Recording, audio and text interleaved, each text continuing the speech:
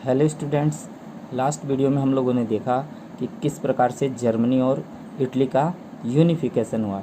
ठीक है, अभी हम इस टॉपिक में देखेंगे Strange case of Britain unification. ठीक है, कि ब्रिटेन का यूनिफिकेशन कैसे हुआ। हमने देखा था कि जर्मनी और इटली का भी यूनिफिकेशन हुआ था, लेकिन सबसे पहले जानने वाली बात यह है कि जो ब्रिटेन का यूनिफिकेशन हुआ उसे स्टेंज क्यों कहा गया है। स्टेंज उसे इसलिए कहा गया है कि ब्रिटेन में कोई रिवॉल्यूशन नहीं हुई। ठीक है, वहाँ अचानक से कोई क्रांति नहीं आई और यह एक लॉन्ग प्रोसेस था जिसे ब्रिटेन के लोगों ने एग्रीमेंट से अपने आप को एक यूनिफाइड किया। ठीक है, तो सबसे पहले हमको जानना ज़रूरी है कि जो ग्रेट ब्रिटेन है वो क्या है। ठीक है, तो आइए हम बुक से पढ़ते हैं।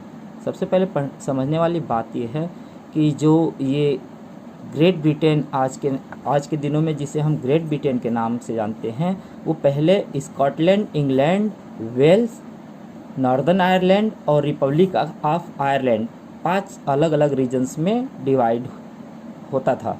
ठीक है, फिर से हम बताते हैं कि ये जो हम आज ग्रेट ब्रिटेन के नाम से जिस रीजन को जानते हैं वो पहले Scotland, England, Wales, Northern Ireland और रिपब्लिक ऑफ आयरलैंड में अलग अलग पार्ट में डिवाइड हुआ करता था। तो इनके अंदर कौन से ऐसे फीलिंग्स आई जिससे इन्होंने अपने आप को यूनिफाई किया, इसे हम इस टॉपिक में समझेंगे। ठीक है, it was formed out a long drawn a process not by sudden upheaval or revolution. कह रहे कि यह जो यूनिफिकेशन प्रोसेस था it is not a sudden upheaval or revolution, यह कोई सडन रिवोल्यूशन नहीं था। ठीक है, यह एक लॉन्ग प्रोसेस था, मतलब बहुत लंबे समय से लोग क्या कर रहे थे, आपस में चर्चा कर रहे थे यूनिफिकेशन के बारे में। Various ethnic identities English, Wales, Scot and Irish. कह रहे कि जो ग्रेट ब्रिटेन है वहाँ वेरियस इथिक्स के लोग रहते थे। इथिक्स मीन्स होता है ट्रेडिशन, कल्चर, मतलब अलग अलग कल्चर, कास्ट और ट्रेडिशन के लोग हुआ करते थे। कहने का मतलब यह है कि जो स्कॉटलैंड में जो लोग रहते थे उन्हें स्कॉटिस्ट कहते थे, इंग्लैंड में जो रहते थे उन्हें इंग्लिश कहते थे, जो वेल्स में रहते थे उन्हें वेल्सिस कहते थे और जो आयरलैंड में रहते थे उन्हें इरिश कहते थे। ये लोग अलग अलग एथिक्स से बिलोंग करने वाले थे और इनकी लैंग्वेज भी थी वो डिफरेंट थी। ठीक है, तो इस प्रकार से सोसाइटी डिवाइड थी। English parliament become grow.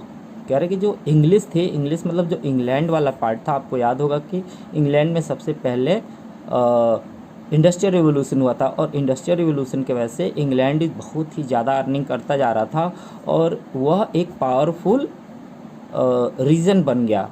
मतलब कि जो ग्रेट ब्रिटेन रीजन है उसमें यूनाइटेड किंगडम जो है उसमें इंग्लैंड जो था वो क्या था, इट बिकम पावरफुल, वो धीरे धीरे पावरफुल हो गया। सेज पावर फॉर मोनार्ची इन 1688 में, और जब 1688 आया मतलब 1688 ईस्वी में जो इंग्लिश पार्लियामेंट थी उसने क्या कर दिया, उसने राजा के पावर्स को अपने हाथों में ले लिया। मीन्स वहाँ पे एक कॉन्स्टिट्यूशनल मोनार्ची को सेटअप कर दिया गया। कहाँ, इंग्लैंड में। कब, 1688 में। ठीक है, conflict of Catholics and Protestant. ये कह रहा है कि यह जो रीजन्स थे, जैसे मैंने आपको बताया Scotland, England, Wales, Northern Ireland, Republic of Ireland, यहाँ पे मोस्टली 2 कम्युनिटी के लोग हुआ करते थे। कौन हुआ करते थे, यहाँ पे बता रहा है कि कैथोलिक एंड प्रोटेस्टेंट। कैथोलिक क्या था, कैथोलिक एक समझिए कि एक जो क्रिश्चियन कम्युनिटी थी, क्रिश्चियन कम्युनिटी के 2 सेक्ट हुआ करते थे। जैसे कि हमारे मुस्लिम के 2 सेक्ट हुआ करते थे, सिया और सुन्नी। ऐसे जो क्रिश्चियन हुआ करते थे, क्रिश्चियन के 2 सेक्ट हुआ करते थे, एक को बोलते थे कैथोलिक और दूसरे को बोलते थे प्रोटेस्टेंट। तो ये जो कैथोलिक लोग हुआ करते थे वो कंजर्वेटिव हुआ करते थे, मतलब वो ट्रेडिशन को प्रोटेक्ट करने वाले होते थे, और जो प्रोटेस्टेंट हुआ करते थे वो मॉडर्न आइडियोलॉजी को फॉलो करने वाले हुआ करते थे। तो लगातार इनके बीच क्या हुआ करते थे, लड़ाइयाँ हुआ करती थी, आपसी मतभेद हुआ करते थे। ठीक है, एक्ट ऑफ यूनियन 1707 में क्या हुआ, एक एक्ट ऑफ यूनियन साइन किया गया। किसके किसके बीच, इंग्लैंड एंड स्कॉटलैंड। इंग्लैंड और स्कॉटलैंड के बीच 1707 में क्या किया गया, एक्ट ऑफ यूनियन, एक एग्रीमेंट साइन किया गया और इससे फॉर्मेशन हुआ यूनाइटेड किंगडम। मतलब जो स्कॉटलैंड और इंग्लैंड और वेल्स जब तीनों ने 1707 में 1707 ईस्वी में जब तीनों ने स्कॉटलैंड, इंग्लैंड और वेल्स ने आपस में एग्रीमेंट किया तो उस एग्रीमेंट को हम एक्ट ऑफ यूनियंस के नाम से जानते हैं, जो 1707 में साइन की गई थी और उससे फॉर्मेशन हुआ किसका, United Kingdom of Great Britain. ठीक है।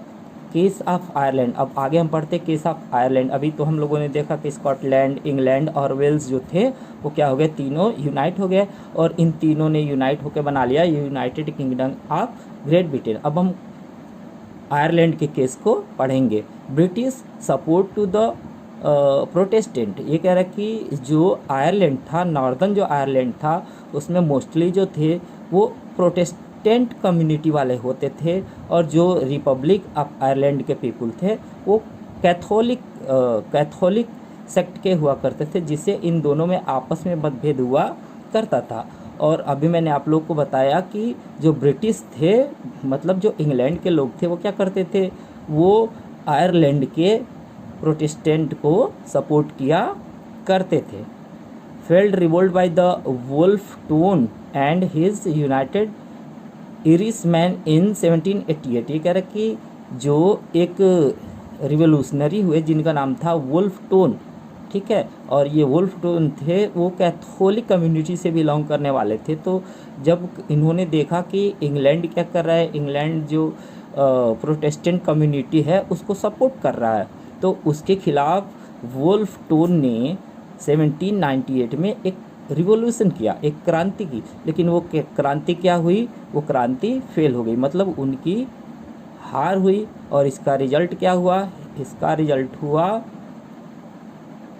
आयरलैंड प्लस ग्रेट ब्रिटेन के बीच में 1801 में एक एग्रीमेंट साइन किया गया। 1801 ईस्वी में ग्रेट ब्रिटेन ने आयरलैंड पे कंट्रोल कर लिया। ठीक है। और इस तरह से पूरा जो यूनाइटेड किंगडम था वो फार्म हुआ। ठीक है। तो सबसे पहले अगर यूनाइटेड किंगडम फॉर्मेशन की बात की जाए तो हम याद रखेंगे कि पहला जो एग्रीमेंट साइन हुआ था उसे बोलते हैं एक्ट ऑफ यूनियन, जो 1707 में हुआ था, जिसके थ्रू इंग्लैंड और स्कॉटलैंड और वेल्स के लोगों ने आपस में एग्रीमेंट करके क्या बनाया, United Kingdom of Great Britain का फॉर्मेशन किया। दूसरा जो एग्रीमेंट हुआ 1801 में, 1801 ईस्वी में। ठीक है। क्योंकि 1798 ईस्वी में एक रिवोल्यूशनरी थे जिनका नाम था वुल्फ टोन। उन्होंने क्या किया, जो प्रोटेस्टेंट को सपोर्ट कर रहे थे इंग्लैंड, उसके अपोज में इन्होंने रिवोल्यूशन किया। लेकिन इनका रिवोल्यूशन क्या रहा, अनसक्सेसफुल रहा, वो फेल हो गए। और जिसका रिजल्ट क्या हुआ, आयरलैंड भी 1801 में ग्रेट ब्रिटेन का पार्ट बन गया। ठीक है। इसके बाद कि जब ये नेशन बने तो हमने बताया ना कि हर एक नेशन की क्या होती है, अपनी आइडेंटिटी होती है। तो ग्रेट ब्रिटेन ने भी क्या किया, अपनी आइडेंटिटी को इंट्रोड्यूस किया। एग्जाम्पल के लिए हम बता सकते हैं ब्रिटिश फ्लैग। हम जो ब्रिटिश फ्लैग देखते हैं उसमें क्या बना है, यूनियन जैक। क्या बना है, Union Jack means England, Scotland, Ireland, तीनों फ्लैग को क्या कर दिया गया, कंबाइन कर दिया गया। और इन तीनों को कंबाइन करके जो फ्लैग बनाया गया उसे यूनियन जैक के नाम से जानते हैं। तो नेशनलिज्म की फीलिंग लाने के लिए ग्रेट ब्रिटेन में क्या किया गया, एक ब्रिटिश फ्लैग को फॉर्म्ड किया गया। दूसरा हम देखते हैं नेशनल एंथम। वहाँ के लिए एक नेशनल एंथम बनाई गई जो सबके लिए थी। किसके लिए थी, यूनियन ऑफ ग्रेट ब्रिटेन, मतलब हम बोल सकते हैं यूनाइटेड किंगडम के लिए एक नेशनल एंथम बनाया गया, जो आज भी नेशनल एंथम है ब्रिटेन का, God save our noble king.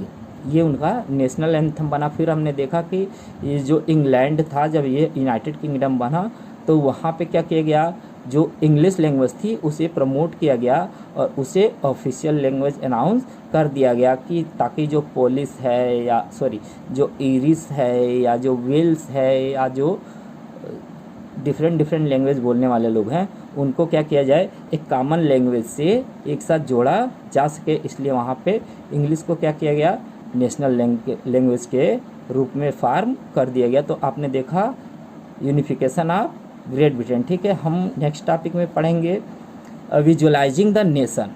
तो सबसे पहले हमको जानना जरूरी है कि विजुअलाइजिंग द नेशन का मतलब क्या होता है। ठीक है, विजुअलाइजिंग मीन्स होता है कि अब एक नेशन को फॉर्म देना। ठीक है, एक नेशन को कोई रूप दे देना, इसी को हम बोलते हैं विजुअलाइजिंग ए नेशन। कि एक नेशन जो है, जैसे कि अगर हम आपसे पूछे कि वी आर इंडियंस, जब हम इंडिया की बात आती है तो इंडिया में हमें क्या आता है, इंडिया में हमारा नेशनल फ्लैग याद आता है। ठीक है, या अगर हम बात करें भारत माता की, तो जब हम भारत माता का नाम लेते हैं तो हमारे सामने क्या होता है, एक इमेज क्रिएट होती है। ठीक है, एक हम विजुअलाइजिंग करते हैं कि एक वुमेन है जिसने क्या किया हुआ है, अपने हाथ में हमारे ट्रिकलर को लिया हुआ है, उनके पीछे इंडिया का मैप बना हुआ है, और ऐसा हमने क्या किया है, इमेजिनेशन कर लिया है। तो ठीक है, तो इसी को हम बोलते हैं विजुअलाइजिंग द नेशन, कि एक नेशन कैसा होना चाहिए, ये हमारा टॉपिक है, फेस टू द नेशन। ठीक है, मतलब एक नेशन के लिए किसी एक पर्सन के फेस को इमेजिन करना। ठीक है, personification of nation representing the nation as its were person, मतलब एक कहने का मतलब ये है कि एक पर्सन के रूप में नेशन की कल्पना करना। मैंने आपको एग्जांपल अभी बताया कि भारत माता हो गई या जर्मेनिया हो गई। जर्मेनिया में क्या किया गया था, एक इमेजिनेशन किया गया था कि एक वुमेन है और उस वुमेन को क्या किया गया था, नेशन के रूप में एक विजुअलाइजिंग किया गया था। उसी को बोलते हैं personification, means giving a face of person to nation is called personification. राष्ट्र को एक किसी व्यक्ति का रूप देना ही पर्सोनिफिकेशन कहलाता है। ठीक है, अब्स्ट्रैक्ट आइडिया, ये पर्सोनिफिकेशन के आइडियाज़ कहाँ से आए, तो आपको याद होगा कि जब हमने पढ़ा था फ्रेंच रिवॉल्यूशन, तो फ्रेंच रिवॉल्यूशन के दौरान हमें बहुत सारे सिंबल देखने के लिए मिले थे। एग्जाम्पल के लिए अगर हम आपसे बात करें तो लेडी ऑफ जस्टिस, आपको याद होगा, एक लेडीज़ थी जिसके आँखों पे पट्टी बंधी हुई थी और उसने हाथ में क्या हुआ था, एक तराजू लिया हुआ था। या अगर हम बात करते हैं ब्रोकन चेन भी एक सिंबल था, किसके लिए, फ्रीडम के लिए। फिर हम क्या कर सकते हैं, एक और भी सिंबल हुआ करता था, रेड कैप किसके लिए होता था, स्लेव्स के लिए हुआ करता था। तो एक कहने का मतलब है कि यह जो आइडियाज़ क्रिएट हुए किसके, पर्सोनिफिकेशन के, वो कहाँ से आए, वो फ्रांस से आए। सबसे पहले पर्सोनिफिकेशन कहाँ हुआ था, फ्रांस में हुआ था। वहाँ पे बहुत सारे सिंबल बनाए गए और सिंबल क्या करते थे, वो अलग अलग आइडियाज़ को रिप्रेजेंट करते थे। फॉर एग्जांपल अगर हम अपने नेशनल फ्लैग की बात करें तो फर्स्ट जो कलर होता है वो होता है सेफ्रॉन। तो सेफ्रॉन मीन्स क्या होता है, करेज। अगर हम वाइट की बात करें, वाइट मीन्स होता है पीस। अगर हम ग्रीन की बात करें तो ग्रीन की मतलब होता है prosperity. There have a symbol of wheel, एक चक्र बना है, ब्लू चक्र। तो हमने पढ़ा है कि और चक्र कहता है पल पल आगे कदम बढ़ेगा, means it is symbol of progress. तो किसी भी सिंबल को मीनिंग देना क्या कहलाता है, पर्सोनिफिकेशन कहलाता है। ठीक है, तो पर्सोनिफिकेशन कैसे हुआ, हमने देखा कि फ्रांस के लोगों ने क्या की, एक एलिगोरी तैयार की। एलिगोरी क्या होता है, एलिगोरी मीन्स क्या होता है, इमेजिनेशन। अपने इमेजिनेशन को एक रियल फॉर्म देना ही एलिगोरी कहलाती है। ठीक है, तो हमारे बुक में 2 एग्जाम्पल्स दिए हैं, उस एग्जाम्पल के थ्रू हम समझने का प्रयास करेंगे। पहला जो एलिगोरी है वो फ्रांस के है, हम जिसमें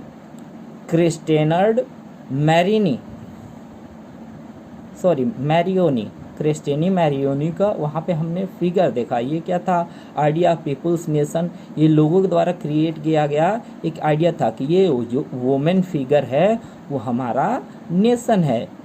ठीक है, exhibiting ideas to liberty and republic. उसके थ्रू क्या दिखाया गया, उसके थ्रू रिपब्लिक और लिबर्टी के आइडियाज़ को एक्सप्रेस किया गया। नेशनल सिंबल यह क्या हुआ, बाद में चल के नेशनल सिंबल हुआ। हर image were marked on coins and stamp. और देश की यूनिटी को बढ़ाने के लिए क्या किया गया, इस सिंबल को कॉइन्स पर भी प्रिंट किए गए और कहाँ स्टैम्प्स टिकट पे भी छापे गए। तो ये हमने पढ़ा फ्रांस का केस। अगला जो है वो जर्मनी में जो एलिगोरी बनी उसे बोलते हैं जर्मेनिया। तो जर्मेनिया में हमने क्या देखा, it represent she wear a crown of oak leaves. इसमें दिखाया गया है क्या कि इस एलिगोरी ने क्या है, इसने ओक का क्राउन पहना हुआ है, मतलब ओक एक ट्री होता है, ओक ट्री से बना हुआ, उसने एक क्राउन अपने सर पे रखा हुआ है। German oak stand for heroism, और जर्मन ओक का मीनिंग क्या होता है, heroism means the Germania is symbolise as a hero and for what, for the nation, for the Germany. ठीक है, तो इसी को हम बोलते हैं एलिगोरी। एलिगोरी मीन्स किसी भी नेशन को पर्सन के रूप में इमेजिन करना या पर्सन का रूप देना। ठीक है, तो हम चलते हैं नेक्स्ट टॉपिक में। नेक्स्ट जो हमारा टॉपिक है, नेक्स्ट और लास्ट टॉपिक है नेशनलिज्म एंड इम्पेरियलिज्म। यहाँ पे एक बल्कन भी दिया हुआ है, बल्कन एक रीजन है। हम पहले नेशनलिज्म को जानेंगे, फिर जानेंगे इम्पेरियलिज्म। और इस नेशनलिज्म और इम्पेरियलिज्म से, ठीक है, बल्कन का क्या रीजन है और बल्कन के वजह से क्या हुआ उसको भी हम समझने का प्रयास करेंगे। तो सबसे पहले हम जानेंगे नेशनलिज्म मीन्स क्या होता है। हमने आपको कई बार बताया है, nationalism means patriotic feelings toward a nation or patriotic feeling toward an specific boundary, अपने देश के प्रति प्रेम। और अगर इम्पेरियलिज्म की बात करें तो इम्पेरियलिज्म मीन्स होता है कोलोनाइजेशन। कोलोनाइजेशन अपने प्रीवियस क्लासेस में पढ़ा होगा। कोलोनाइजेशन होता क्या है, colonisation means control to other country by rich and strong countries. जब कोई अमीर देश क्या करता है, किसी वीक कंट्री को क्या करता है, अपने कंट्रोल में कर लेता है, इसको हम बोलते हैं imperialism means to show power to the weak nations. और ये जो इम्पेरियलिज्म का आइडिया है उसी को हम कोलोनाइजेशन भी कहते हैं। कोलोनाइजेशन में आप लोगों ने देखा होगा कि जब ब्रिटेन जो था, ब्रिटेन ने क्या किया था, इंडिया को अपना गुलाम बना लिया था। जो भी पॉलिटिकल, इकोनॉमिक और सोशल लाइफ थी वो सब क्या हो गई थी, वो दूसरे नेशन के कंट्रोल में चली गई थी। ठीक है, तो यह है इम्पेरियलिज्म। तो इसका शिफ्ट कैसे हुआ, जैसे कि हमने देखा कि इंडस्ट्रियल रिवोल्यूशन कहाँ हुआ, इंग्लैंड में हुआ। ठीक है, तो इंग्लैंड जो क्या कर रही थी, डे बाय डे एक रिच कंट्री बनती जा रही थी। और इसका रिजल्ट क्या हुआ कि उसने अपना डोमिनेशन दूसरे नेशन पे थोपना शुरू कर दिया। दूसरे नेशंस के जो पॉलिटिकल, इकोनॉमिक और सोशल मैटर्स हुआ करते थे उसमें इन्होंने इंटरफेयर करना शुरू कर दिया। रीज़न क्या था, क्योंकि वो जानते थे कि जब हम क्या करेंगे, अपने रीजन को एक्सटेंड करेंगे तो हम और भी पावरफुल हो जाएंगे। इसलिए उन्होंने क्या करना शुरू कर दिया, अपने पावर के द्वारा दूसरे नेशंस पे कंट्रोल करना शुरू कर दिया। इसी को हम जानते हैं इम्पेरियलिज्म।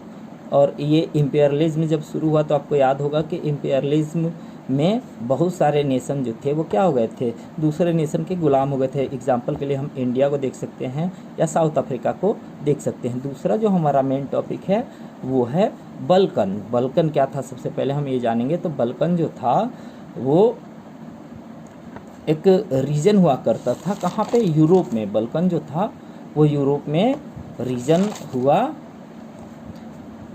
करता था। Balkan where the region of geographical ethnic variation. और ये जो बल्कन था, इथिक वेरिएशन क्या हुआ करता था, इथिक मीन्स आपको पता होगा, इथिक मीन्स अभी मैंने बताया कि different caste, different culture, different language. तो ये जो बल्कन रीजन था वो अलग अलग कल्चर और अलग अलग डिफरेंट टाइप्स पीपुल के रहने का प्लेस था। बल्कन रीजन कहा था, मेडिटेरेनियन सी आप लोगों ने देखा होगा, वर्ल्ड मैप पे देखेंगे जब मेडिटेरेनियन सी, तो मेडिटेरेनियन के आसपास का जो रीजन था उसे बल्कन रीजन कहा जाता है। बल्कन रीजन में उसमें कौन कौन से देश हुआ करते थे आपके बुक में दिया हुआ है, उसे देख सकते हैं। Modern day Romania, Bulgaria, Albania, Greece, मकदूनिया, क्रेटिया, etc।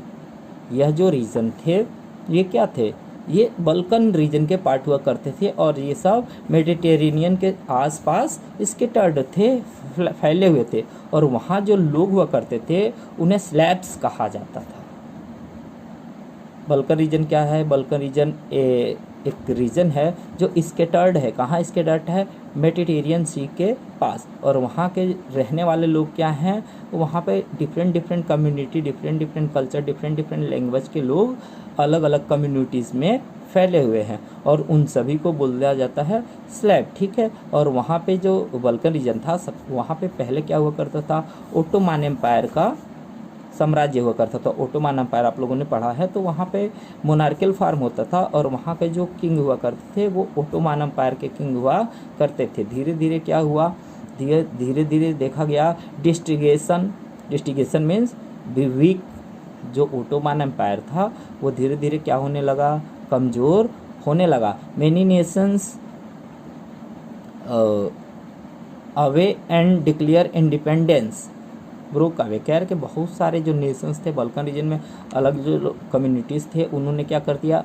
अपने आप को इंडिपेंडेंस अनाउंस कर दिया। रीज़न क्या था? क्योंकि जो ओटोमान एम्पायर था वो धीरे धीरे कमज़ोर हो गया था और इस कमज़ोरी का फ़ायदा उठाते हुए, एडवांटेज देखते हुए बहुत सारे रीजन्स ऐसे थे जिन्होंने अपने आप को इंडिपेंडेंस घोषित कर दिया। बोल दिया कि हम नहीं, आज के बाद हम ओटोमान एम्पायर के पार्ट नहीं हैं, हम एक अलग रीजन है, अलग स्टेट है, अलग नेशन है, ठीक है।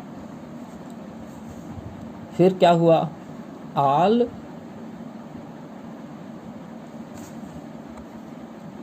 All Balkan countries try to capture more and more territory. और बल्कन रीजन जो भी डिफरेंट कम्युनिटी के लोग हुआ करते थे वो क्या चाहते थे? They want to capture more and more territory. वो ज़्यादा से ज़्यादा रीजन्स पे अपना कब्जा करना चाहते थे। रीजन क्या था कि वो अपने आप को पावरफुल बनाने के लिए सारे रीजन्स पे कब्जा करते थे। और ये जो छोटे छोटे जो नेशंस थे, जैसे आपको बताया, रोमानिया, बुल्गारिया, अल्बानिया, ग्रीस, मकदूनिया, ये जो रीजन्स थे, जब ये अपने आप को इन्होंने इंडिपेंडेंस अनाउंस कर दिया तो आपस में क्या करते थे? लगातार लड़ाइयाँ किया करते थे। इसलिए इसे बोला जाता है एरिया ऑफ इंटेंस कॉन्फ्लिक्ट। यहाँ पे कंटिन्यूसली वार हुआ करते थे। फिर अगला जो सीन देखने के लिए मिला, क्या दिखा? Weak powers. कह रहे कि जो बिग पावर्स थे, जैसे अगर हम बिग पावर्स की बात करें तो Germany, Austria, Hungary, France, England, ठीक है। तो ये जो नेशंस थे अभी क्या हो गए थे? डेवलप्स हो गए थे और ये क्या करने लगे? ये लोग उस बल्कन रीजन्स पे अपना कंट्रोल करने के लिए प्रयास करने लगे और इनके प्रयास का रिजल्ट क्या हुआ?